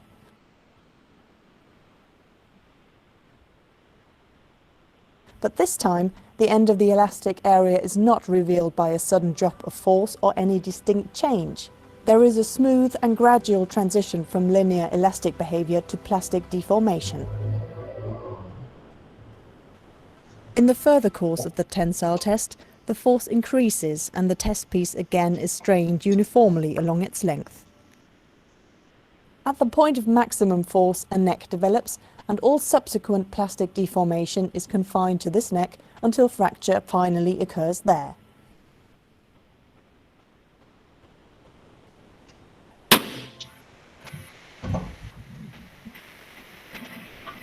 Miren que en esta acá no se forma un cuello, sino que se fractura más rápidamente, ¿cierto? No se forma ese cuello y miren la diferencia en la curva acá a la derecha. As a common substitute for the yield strength, the 0.2% proof strength is used. It is the stress that causes 0.2% of plastic deformation in the material. And this is the way to calculate it. First of all, the elongation that corresponds to 0.2% of strain has to be computed. For an initial gauge length of 100 millimeters, the result is 0.2 millimeters. Entonces en este diagrama, como no se observa el punto donde esto da la curva, ¿cierto? Donde voltea, por decirlo así, como en el otro diagrama que era muy evidente, entonces lo que se hace es, por ejemplo, acá tomaron una probeta de 100 milímetros. Entonces usted toma el 0.2% de 100 milímetros y le da 0.2 milímetros. Mide esos 0.2 milímetros en el diagrama y lo que hace es que tira una línea como paralela y donde corte va a ser el punto de fluencia. Ahí lo van a hacer. In the force elongation diagram, a straight line parallel to the elastic line is drawn through the offset point of 0.2 millimeters of elongation. The force at the intersection point of the offset line with the force elongation diagram is designated as Fp 0.2. This is the force that causes a plastic strain of 0.2%. The 0.2% proof strength, Rp 0.2, is equal to Fp 0.2 divided by the original cross-sectional area S0. Tensile strength, percentage elongation after fracture, and percentage reduction of area are calculated in the same way as in the first test. Bueno, ese era el ensayo de tensión. Uno de los que más, mejor dicho, que vamos a trabajar de acá en adelante.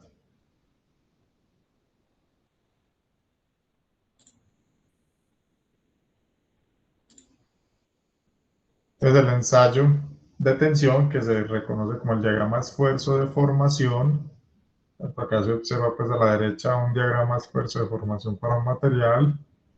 Entonces de ese ensayo podemos extraer las siguientes propiedades: el módulo de elasticidad, el límite proporcional, el límite elástico convencional de 0.2%, que fue ese último que hicieron en el video, resistencia última a la tracción, porcentaje de alargamiento a fractura, porcentaje de destricción a fractura. Destricción es cuando empieza a disminuir el área, cuando se empieza a formar el cuello, módulo de resiliencia y módulo de tenacidad. Entonces vamos a empezar a ver esas propiedades. Entonces acá están las partes que uno observa en ese diagrama. Entonces este es un diagrama típico para un acero. Entonces tenemos, como vieron, hay una primera línea recta, ¿cierto? Que es totalmente recta, y llega a un puntico que se conoce como el esfuerzo en el límite proporcional, se representa por PL. Luego avanza un poquitico, y eso es lo que se conoce como la fluencia, el fluye ahí un poquito. Entonces acá está el límite de proporcional, y está el límite elástico, y el esfuerzo de excedencia. Listo, en esa curvita. Entonces esa primera zona se conoce como la región elástica. muchos materiales en ingeniería se trabajan sobre esta primera zona, que es la región elástica. ¿Por qué? Porque es donde el material se comporta como una línea recta, que significa que el material es capaz de recuperar su forma original. Si se deforma, él recupera su forma original en esa zona elástica. Luego de ahí para adelante ya todo es un comportamiento plástico, ya los átomos se separan tanto que ya no es capaz de recuperar esa forma inicial. Entonces acá está el límite proporcional y el esfuerzo de fluencia, sigma y. Luego entonces está acá un endurecimiento, ¿cierto? Una cedencia, el material sigue deformándose sin aplicar esfuerzo. Esa es la cedencia, empieza el endurecimiento y llega a un valor más alto que se conoce como el esfuerzo último. Luego ya se empieza acá a formar el cuello, como el área empieza a disminuir porque el cuello empieza a aumentar, entonces por eso el diagrama tiende hacia abajo y acá está el esfuerzo de fractura o fallo. Entonces miren que por eso el factor de seguridad a veces será con el último o con el de fallo, pero ya son estos dos esfuerzos que están acá al final de la curva. Entonces todo este comportamiento de la derecha es el comportamiento plástico. Entonces el esfuerzo sabemos que se calcula como la carga dividido el área inicial y la deformación se calcula como la elongación dividido la longitud original. Entonces uno lo que hace es empezar a calcular esfuerzos sobre el eje Y contra deformaciones en el eje X para construir ese diagrama. Y acá está la forma en que se fracturaron los dos materiales. Este sería como el material con punto de fluencia y este sin punto de fluencia. Desde este forma un cuello pues mucho más evidente que este de abajo. Este de arriba es un material dúctil y este de acá es un material frágil. Esa es la diferencia de acuerdo a cómo fallan esos dos materiales en este caso. Y esta es la curva que les decía ahorita. Miren que acá hay algunos materiales metálicos, magnesio, acero estructural, aleaciones de níquel, acero inoxidable. Son curvas, pues no digamos que similares, pero dan como una tendencia parecida. Pero miren que las curvas son muy diferentes una a la otra. Pero el comportamiento siempre es una primera línea recta y luego ya empiezan las curvas. Entonces acá hay varios materiales, pues. Entonces, ¿cómo se clasifican los materiales? Entonces los materiales los podemos clasificar en dúctiles y frágiles. Entonces los dúctiles permiten mucho porcentaje de elongación y de reducción de área. Los frágiles fallan, pues como vieron en el video, fallan más inmediatamente. O sea, no forman el cuello y no se alargan tanto. Entonces los dúctiles tienen mayor porcentaje de elongación y mayor porcentaje de reducción de área. El porcentaje de elongación, entonces lo calculamos, es como una deformación, la longitud final menos la inicial, dividido la inicial por 100. Y el porcentaje de reducción de área es el área inicial menos el área final dividido el área inicial por 100 para que nos quede en porcentaje. Entonces así podemos clasificar los materiales. Bueno, por acá hay una prueba de flexión. Esto sería lo que hacíamos con los puentes, ¿cierto? Que era ubicarlos entre dos apoyos fijos y colocarles una carga en la mitad. Lo sometíamos a flexión, entonces acá se dobla este material. Se ve como un paréntesis pues, del otro ensayo que nos faltaba. Acá nuevamente está el ensayo esfuerzo de formación para un acero de bajo carbono, ¿cierto? Acá están los valores, un esfuerzo en el límite proporcional de 35, un esfuerzo de fluencia de 36 a 38, ¿cierto? El límite inferior y el último. Cuando presentan acá esta curva de esta forma, entonces hay un valor acá arriba y hay un valor acá abajo para la fluencia. Un esfuerzo último de 63 y un esfuerzo de falla de 47. Esto es un acero bajo carbono, un diagrama en esfuerzo en KSI y deformación en pulgadas sobre pulgadas. Miren que acá sobre el eje X hay dos escalas. ¿Por qué hay dos escalas? Y hay una mucho más pequeña que la otra. Entonces esta escala que es mucho más pequeña se suele utilizar para hacer aproximaciones, para hacer como un zoom sobre la misma gráfica. Porque un zoom, mire que acá, pues cuando uno observa esta línea vertical, es muy vertical, ¿cierto? Es una pendiente muy grande. Entonces uno no alcanza a ver muchas cosas ahí, entonces lo que hace es un zoom sobre esa parte. Pues se estrecha los valores para observar pues un poco mejor. Esto es un material dúctil, ¿cierto? Un porcentaje de alargamiento relativamente grande se observa por la deformación. Y este sería un material frágil. Entonces el material frágil no permite tanta tensión. Listo, se comporta mejor a compresión. Esto, por ejemplo, es un diagrama esfuerzo de formación para un hierro colado gris. Un hierro ya tiene un porcentaje de carbono muy alto, ¿cierto? Mayor a 2.7% de carbono. El acero está de 2.7 hacia abajo aproximadamente. Entonces este sería el comportamiento para un material frágil. Y vamos a mirar lo más importante que nos debe quedar de todo esto que vamos a hablar hoy de las propiedades mecánicas, es la ley de Hooke. Entonces, ¿qué es la ley de Hooke? Como hemos visto en los diagramas, la primera parte siempre es una línea recta. Entonces ahí el material se comporta como un resorte. Entonces la ley de Hooke nos dice que el esfuerzo, ¿cierto? Si esto fuese una recta, o sea, si usted tiene una recta YX y es una línea recta que inicia acá en el origen, pues la ecuación de esa línea recta dice, perdón, la ecuación es que Y es igual a mx, ¿cierto? La variable y es igual a la pendiente por x. En los materiales existe una fórmula similar, pero de esta forma. El eje Y es el esfuerzo, el eje X es la deformación E, y la pendiente de la curva es el módulo de elasticidad o módulo de Young, que se representa por la letra E. De la pendiente de todas estas curvas de los materiales se conoce como módulo de elasticidad o módulo de Young. Esto es una propiedad de los materiales. ¿Listo? Esa pendiente.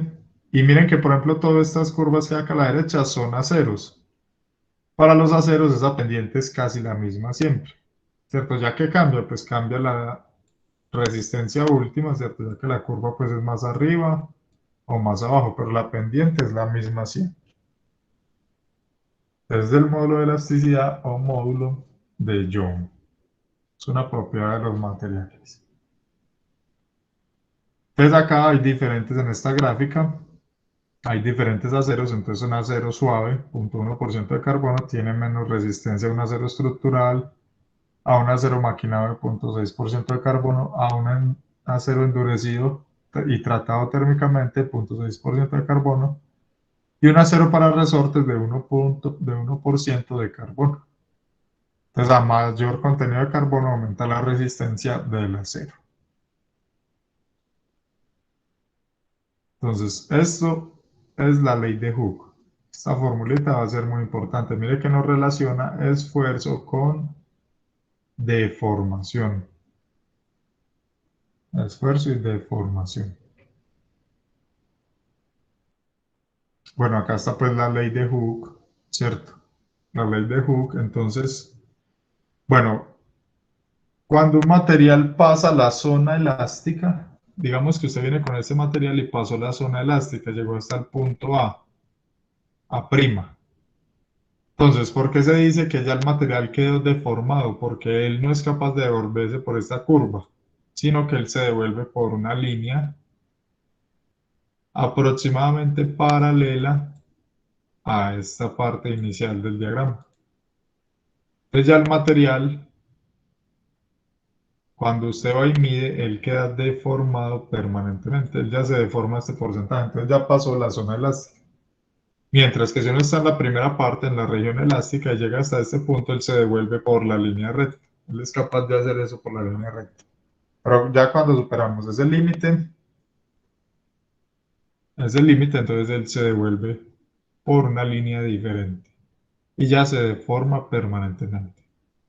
Entonces una parte la recupera, él se deforma hasta este punto, él recupera este porcentaje y este otro se deforma.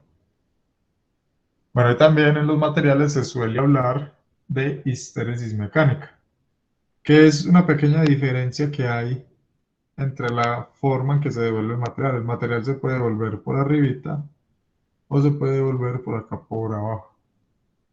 Eso se conoce como histéresis mecánica. Esa es la diferencia entre la recuperación del material cuando ya pasa la zona elástica. Bueno, otra propiedad. Alguien estaba pidiendo entrar.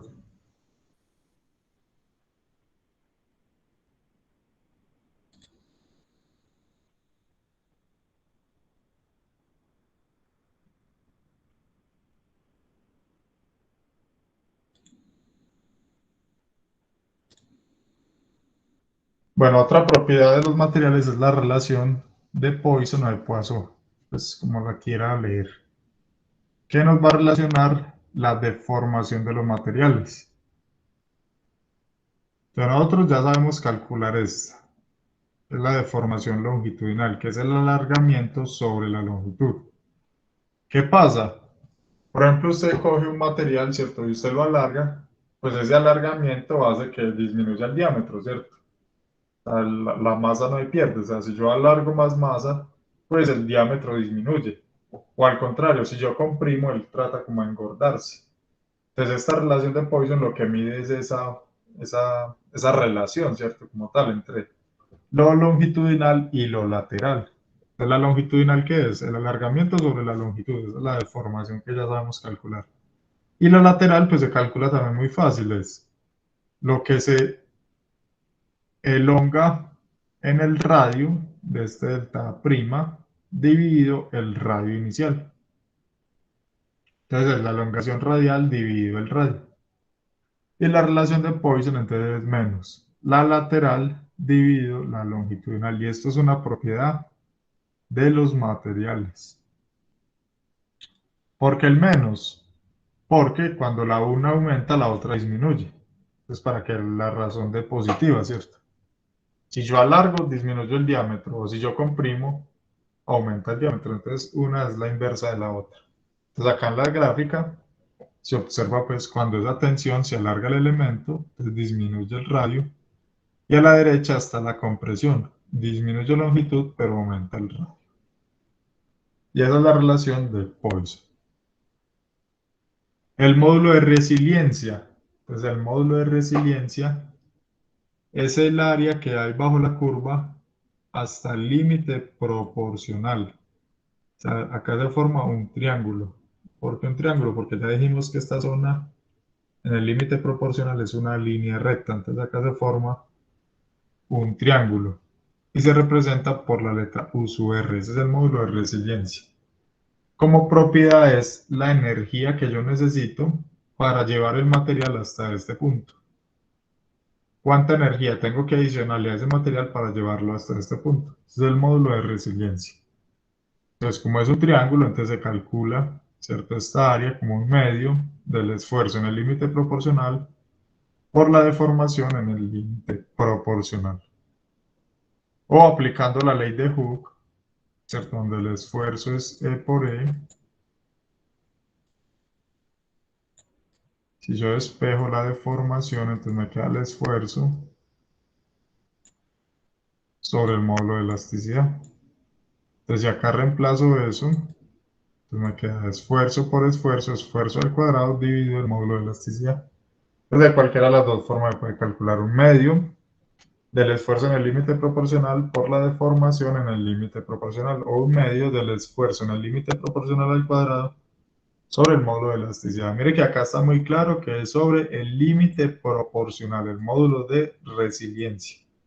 Únicamente se mide hasta el límite proporcional, o sea, hasta donde llega la línea recta como tal. Entonces es la energía necesaria para llevar el material hasta el límite proporcional.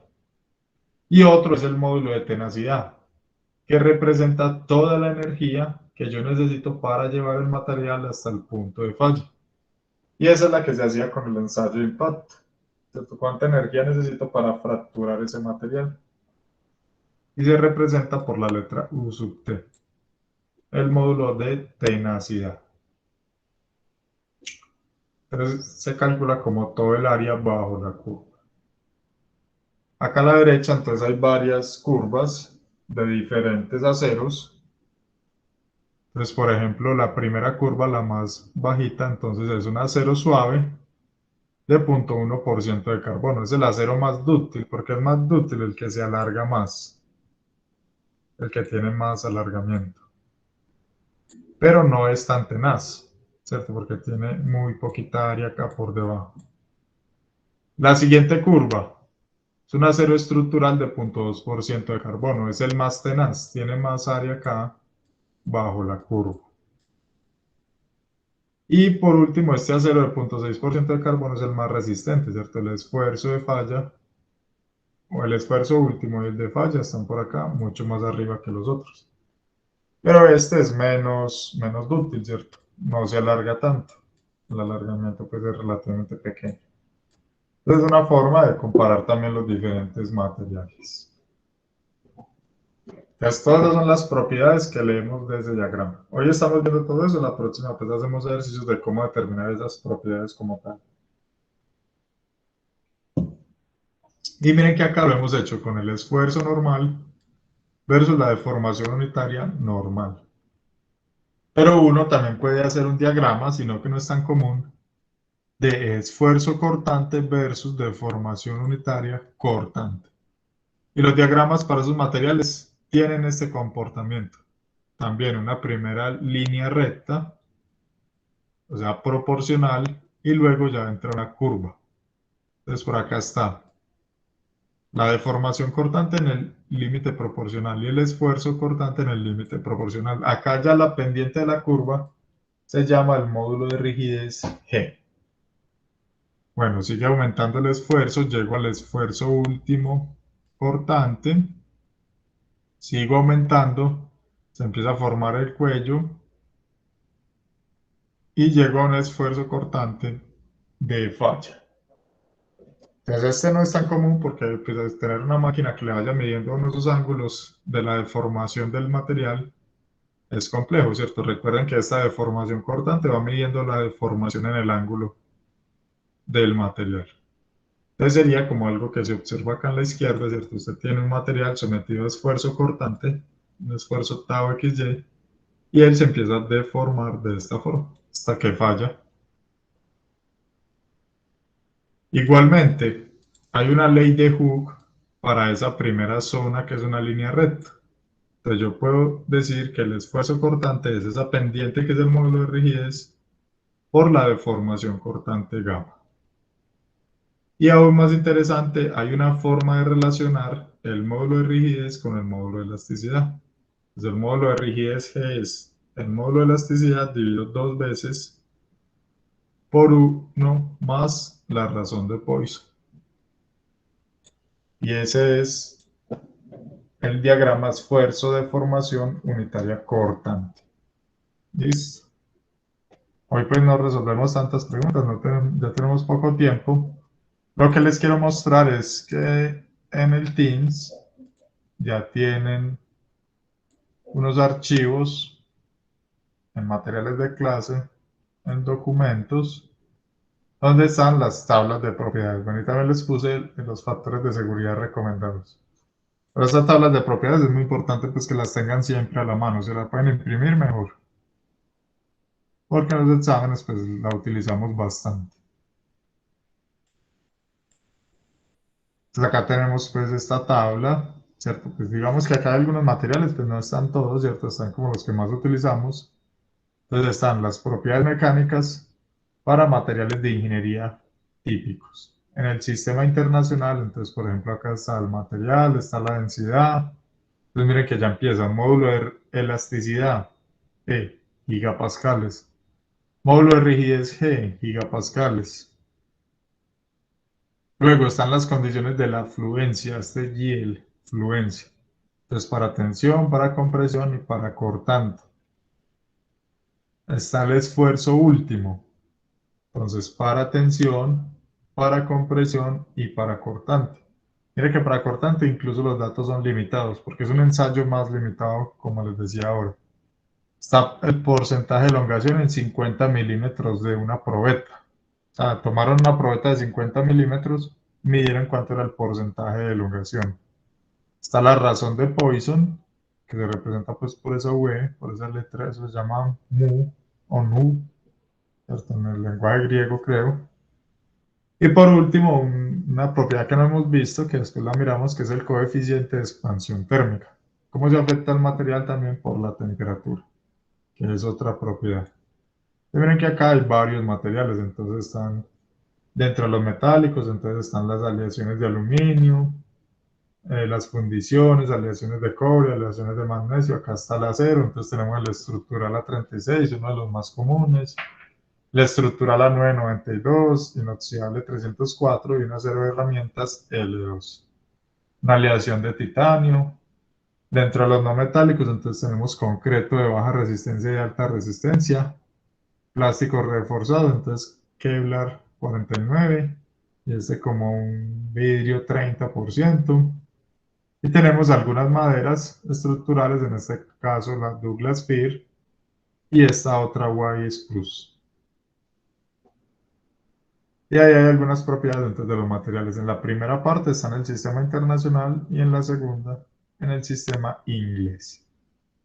Entonces ahí están las propiedades, como les digo, esa tablita es bueno, se la pueden imprimir o la copian, no sé, porque la utilizamos pues bastante. Bueno, no sé si tienen alguna pregunta.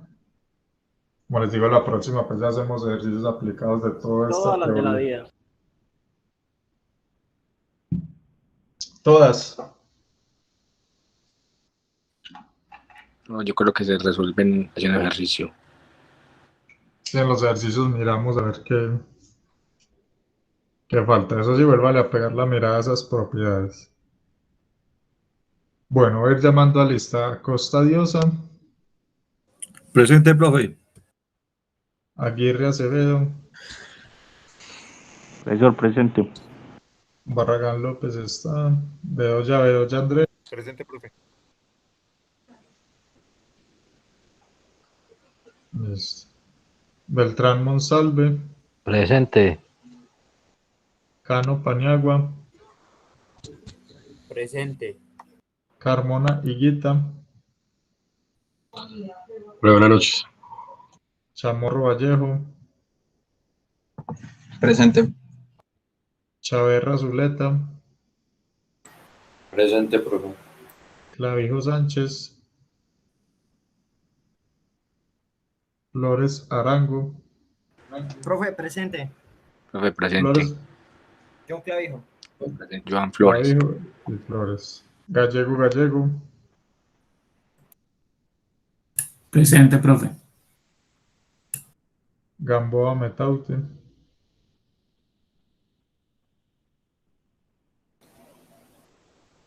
García Alzate, Presente, Arley. Garrido Ríos, Gil Ramírez, Presente, Gil Ramírez. Giraldo Castrillón,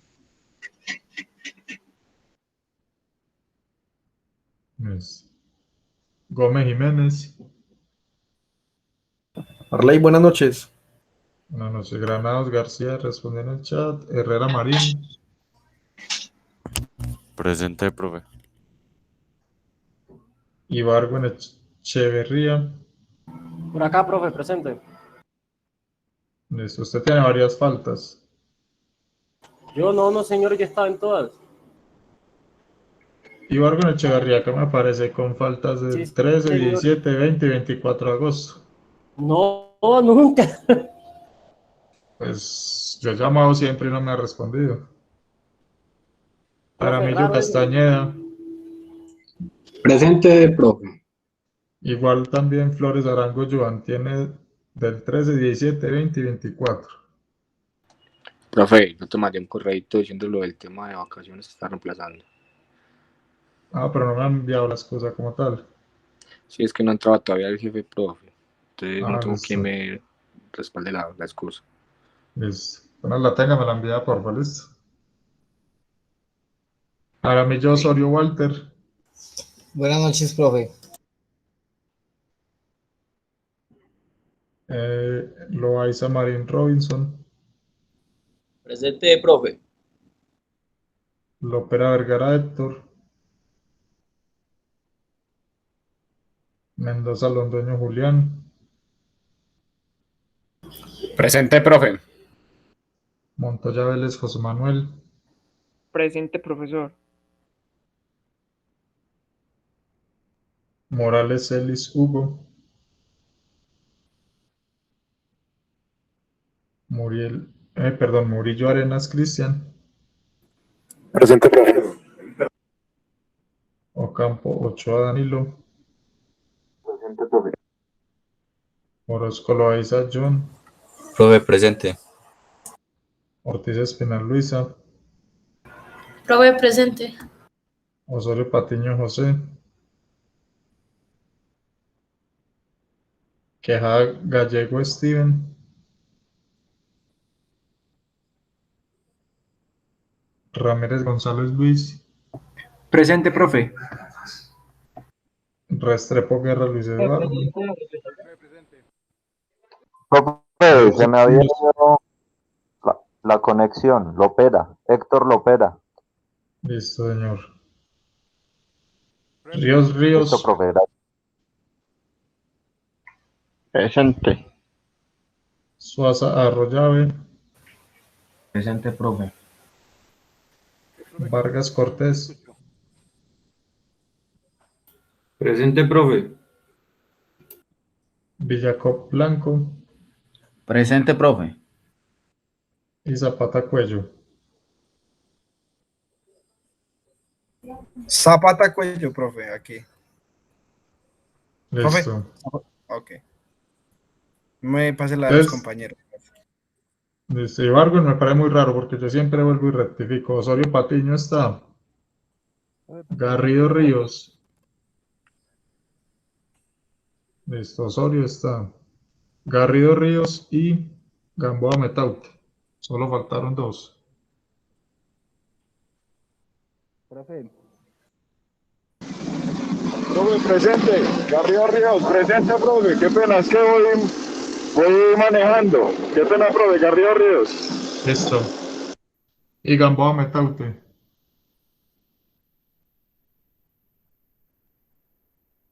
Bueno, Gamboa sí no está. Faltó solo uno. Profe. Pero usted tomó asistencia el viernes, que esa sí no la escuché. No, porque con la del quiz ya la chuleo. Ah, bueno, profe, gracias. Bueno, ¿alguna pregunta Yo adicional? quería comentarle algo. Sí, claro. Es que el viernes tuve dificultades